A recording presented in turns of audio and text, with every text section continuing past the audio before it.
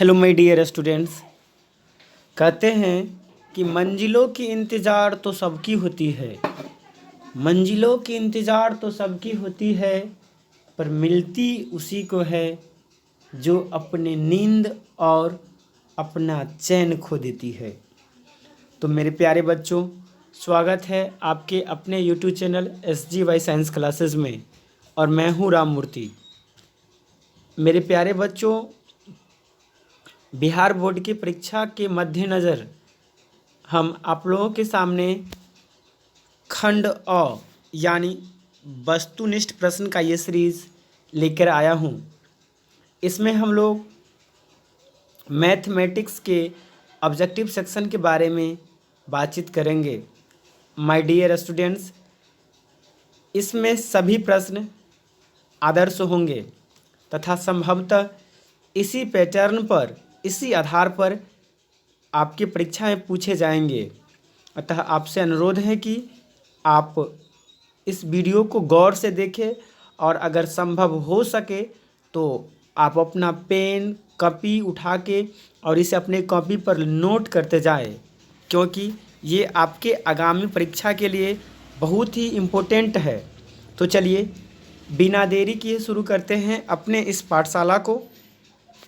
जैसे कि पहला सवाल आपको दिखाई दे रहा होगा, कहता है कि संख्या 1.32 पर रेकरिंग है को P/Q के रूप में लिखा जा सकता है। तो देखिए यहाँ पर है 0.32 और इसके ऊपर क्या है, रेकरिंग है। यदि आप इसे P/Q के रूप में लिखना चाहते हैं तो सबसे इजी बात है कि देखिए, सबसे पहले देखिए, अगर कुछ नहीं देखा जाए तो इसमें है क्या, इसमें सिर्फ 32 लिखा हुआ है। क्या लिखा हुआ है? 32 लिखा हुआ है, और सिर्फ रेकरिंग किस पर है, 2 पर है, यानी 3 पर रेकरिंग नहीं है। तो आप सिंपली क्या करेंगे, जिस पर रेकरिंग नहीं है उसको टोटल में से घटा देंगे।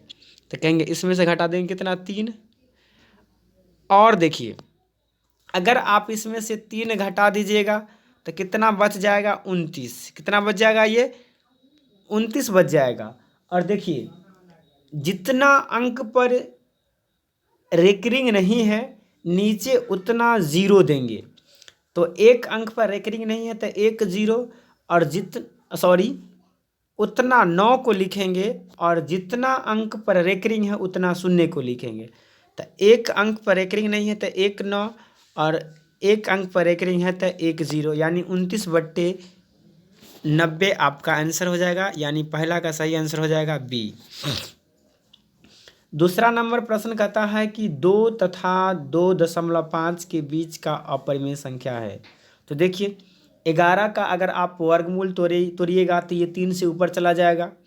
22.5 का वर्गमूल तोड़िएगा तो ये लगभग 4 से ऊपर चला जाएगा, और 12.5 का वर्गमूल तोड़िएगा तो ये 3 से ऊपर चला जाएगा। यानी 2 और 3 के बीच का जो मान है वह बी ही होगा, यानी 2 का भी सही आंसर बी है। तीसरा प्रश्न कहता है कि निम्नलिखित में से कौन सा कथन सही है या सत्य है।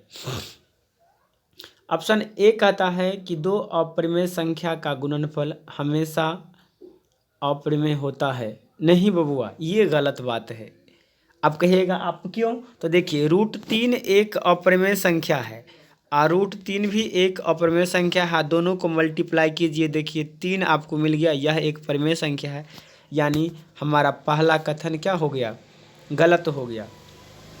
दूसरा कहता है कि एक परिमेय व एक अपरिमेय संख्या का गुणनफल हमेशा अपरिमेय होता है। हाँ, ये बात सही है।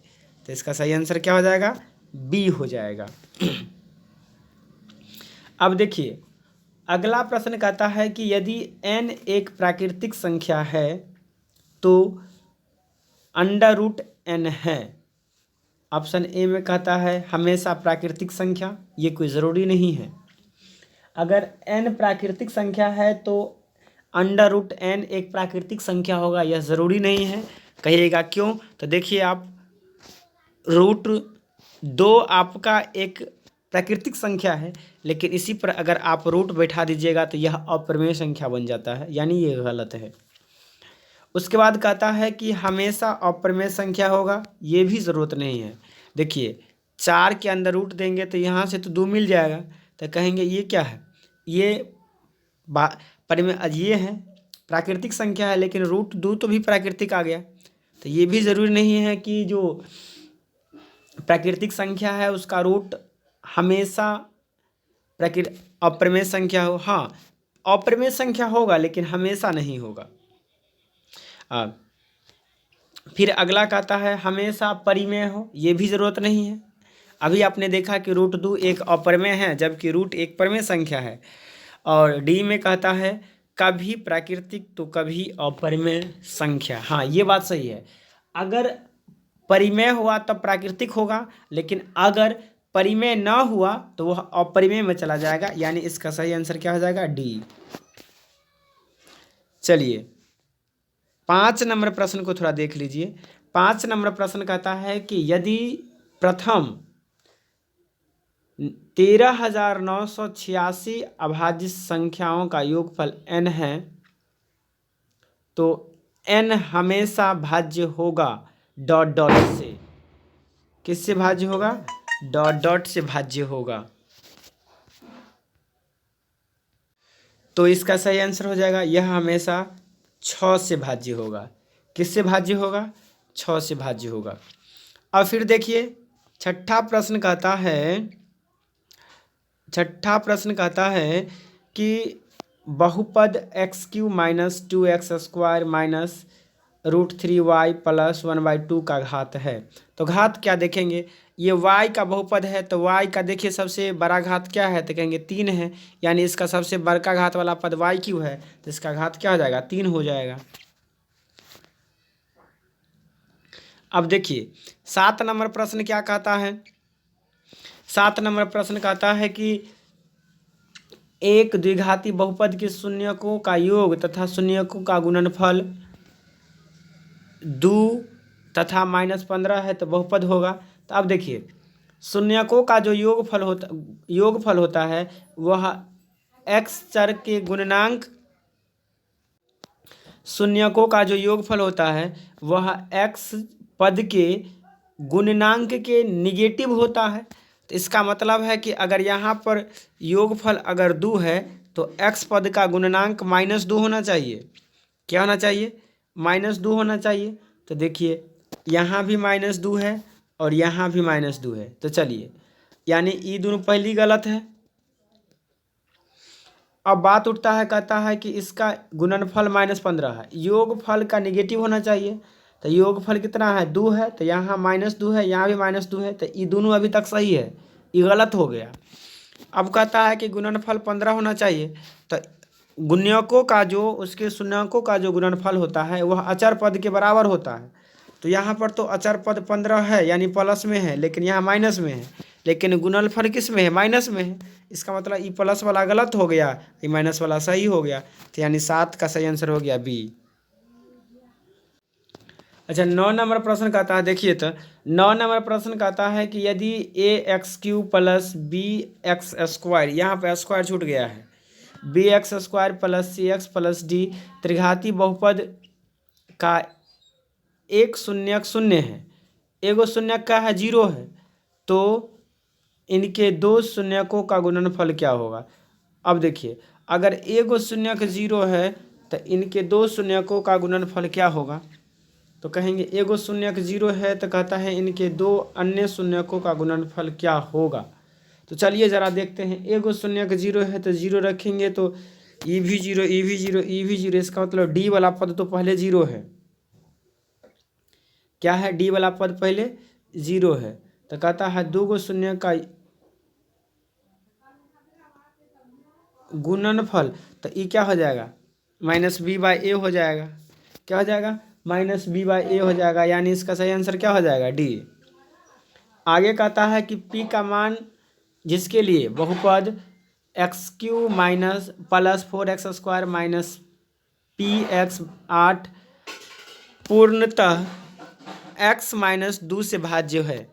तो देखिए x माइनस 2 से भाज्य करना है। इसका मतलब है कि यहाँ से x का मान निकालेंगे, x माइनस 2 से अगर x का मान निकालेंगे तो 2 आएगा। अब यहाँ पर x के जगह पर 2 रख दीजिए और इसको 0 के बराबर कर दीजिए। तो कहेंगे x के जगह पर 2 रखेंगे तो क्या हो जाएगा, 2 के क्यू 8, आई हो जाएगा 16। तो कहेंगे 16 8 20, सॉरी 16 और 8 24, और 24 8 32, अब 32 अब माइनस 2p। तो कहेंगे 32 प्लस माइनस 2p बराबर कितने हो गया, 0। यानी 2p बराबर हो गया कितना, 32। तो p का मान कितना निकल गया, तो कहेंगे p का मान आ गया 16। यानी इसका सही आंसर हो जाएगा डी। हाँ, 11 नंबर प्रश्न कहता है कि निम्न में से कौन x माइनस 2y बराबर 0 तथा 3x प्लस 4y बराबर 9 का हल है। तो देखिए इसका सही हल हो जाएगा ए, यानी x बराबर 2 और y बराबर 1। कहता है कि 10 के पावर 2y बराबर अगर 25 है तो 10 के पावर माइनस y का मान ज्ञात कीजिए। तो देखिए 10 के पावर 2y बराबर 25 है तो क्लियरली 10 के पावर y बराबर 5 होगा, और उसको उलट देंगे तो 10 के पावर माइनस y बराबर तो हो जाएगा 1/5, यानी 12 का सही आंसर क्या हो जाएगा, ए। फिर देखिए यहाँ पर क्या कहता है कि यदि के माइनस 1 के समीकरण 10x माइनस 9y बराबर 12 का हल है तो के का मान ज्ञात कीजिए। तो कुछ नहीं, सिंपली बात है, यहाँ पर x के जगह पर 2 माइनस 1 रख दीजिए और y के जगह पर के रख दीजिए। चले यहाँ से रखेंगे तो कहेंगे 10 दूना 20 माइनस, और क्या हो जाएगा माइनस 10, और फिर यहाँ पर क्या हो जाएगा 9 के, तो 20 में से 9 के गया 11 बच गया, इधर कितने था माइनस,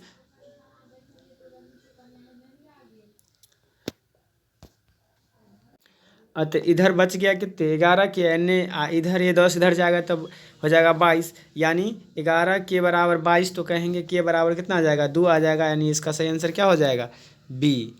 इसका सही आंसर क्या हो जाएगा बी हो जाएगा इसका सही आंसर।